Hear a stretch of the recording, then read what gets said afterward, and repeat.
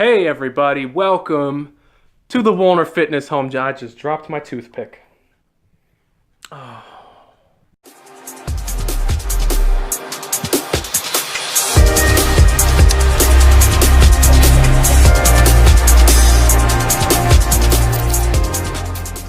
want to talk to you guys today about what you're focusing on in your mind, right?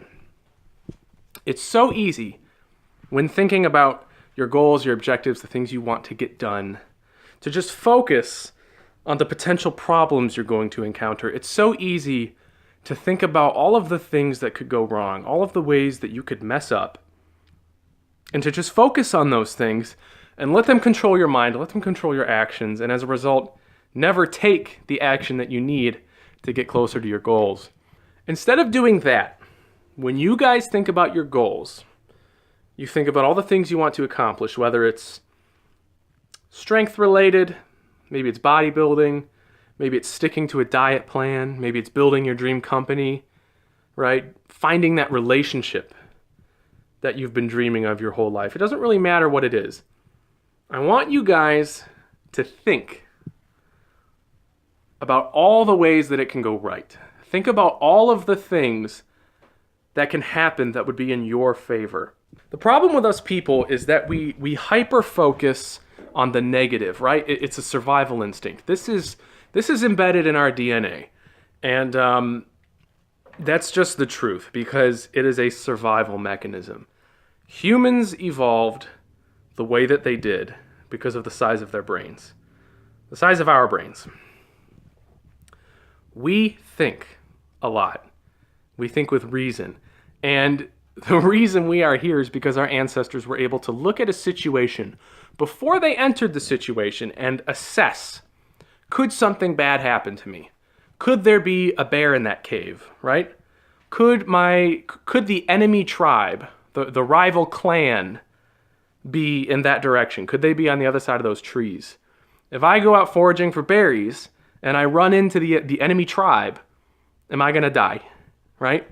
We are built, we are programmed to think about everything that could go wrong, okay? Because if your ancestors were out there, right, and they were thinking, oh my gosh, there could be so much food in that cave. Oh my gosh, there could be a spring of fresh mountain water in that cave. Oh my gosh, there could be 5 beautiful women in that cave. If they thought like that, and they kept going one after the other into the cave and getting killed by bears, we wouldn't be here. We are the descendants of our most fearful ancestors because they survived because they were smart. But here's the difference. We live in the modern world. We have the power of the internet. We're protected by these large, technologically advanced militaries, right? Bears aren't really a threat to us anymore. There aren't any bears running around your neighborhood, unless you're from Alaska, and if you are, I have respect for you. But, right, we don't have rival clans running around the neighborhood killing people. That doesn't happen, right? There might be terrorists in the Middle East, but, most of us are safe for the most part. So the problem that we have now is that we're still controlled by these fears. It's still hardwired into our DNA, but we don't benefit the same way that we used to. It still pervades our thought process, though. When we want to start a new company, when we want to get into shape, when we want to go talk to that girl or that boy, we get nervous. We think about what could go wrong. We anticipate all of the problems because our DNA wants us to survive. Our DNA is trying to keep us alive, and it is sabotaging our self-actualization. If instead of focusing on the fear, though, you can convince yourself to focus on everything that could go right, in a realistic fashion, in an optimistic fashion, and shut out the doubts, I think most of the time that would be beneficial to us. For example, when starting a business, right, I was thinking, hey, what if it fails? I won't get paid. If I don't get paid, I can't put food on the table. If I can't put food on the table, my family starves. Then maybe I have to move back in with my parents, right? Maybe I have to sell my car and all of my stuff. Maybe I'd have to sell my gym, right? And get all the money just to pay the bills. Gosh, what if that doesn't work? What if I get ridiculed? People will make fun of me. If I'm a failure and my business doesn't work, my family will judge me, my friends will judge me. And you're thinking about all of the things that could go wrong. But the truth is, in today's society, there are more reasons for things to go right than there are to go wrong, because we have more resources available to us. Our ancestors didn't have modern weapons to fight the bear or to fight the enemy tribe. They didn't have the internet to be able to find all of the information. I mean, they didn't even have books, right? To find the information that they needed to navigate the terrain, right? They weren't starting businesses back then. I'm trying to think of a good parallel to draw. So cavemen weren't starting businesses, but whatever kind of endeavor they were taking on, they just didn't have the resources. They didn't have the knowledge. Think about all of the information that we have access to, just from books, just from the people we know, just from the internet, right? Our ancestors might have developed close relationships with, I have no data to back this up, but maybe like 100 people, right? Maybe 150. But in today's society, we have connections with thousands of people. And the person that you need to connect with, that you need to talk to, is just a couple clicks away on the internet. You can send an email to someone across the world and get an answer back in 10 minutes. Our civilization and our resourcefulness has grown faster than our DNA and our brains have been able to adapt. And as a result, a lot of us are needlessly suffering. You look at the increased diagnoses of depression and anxiety, and the rising suicide rates, right? These are tragic things. And I'm not here to tell you what's causing them or how to cure them, okay? Because that's not my area of expertise.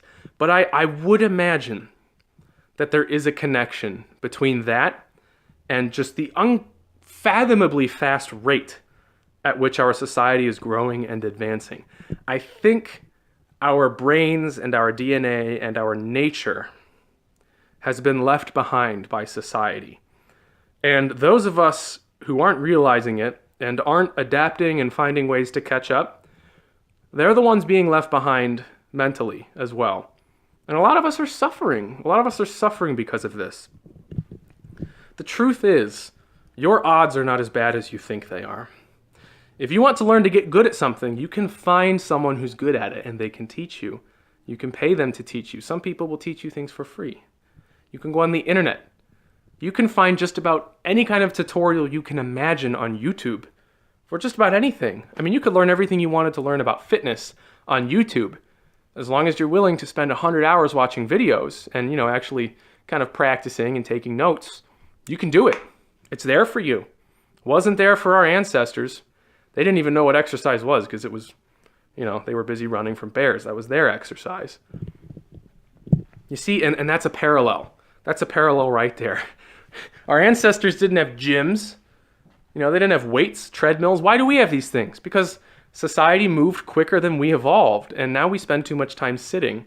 And so we have to simulate what our ancestors did in this artificial environment called a gym, just to keep our bodies healthy. And the parallel is we have to do the same thing with our brains, right? Because our brains are not keeping up with the world that we live in. The world that we live in is full of opportunity. It's full of information. It's full of connections. But we doubt ourselves. We are fearful.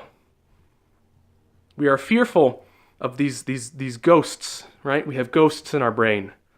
Our ancestral ghosts are telling us to be scared and to be careful, because you might die if you mess this up. But the truth is, you won't. You won't. You have people who care about you. You have resources available to you. You have more skill and knowledge and expertise than you probably think you do. And you are far more capable of learning and adapting than you think you are. And if you're watching this and you've been doubting yourself and questioning whether or not you can do the thing that you just set out to do, I'm here to tell you that you can. Stop thinking about why you can't and start thinking about how you can. And I promise you will find the answers you're looking for. I hope that helps somehow. Go out there and get it, guys. I will talk to you soon. As always, train lively.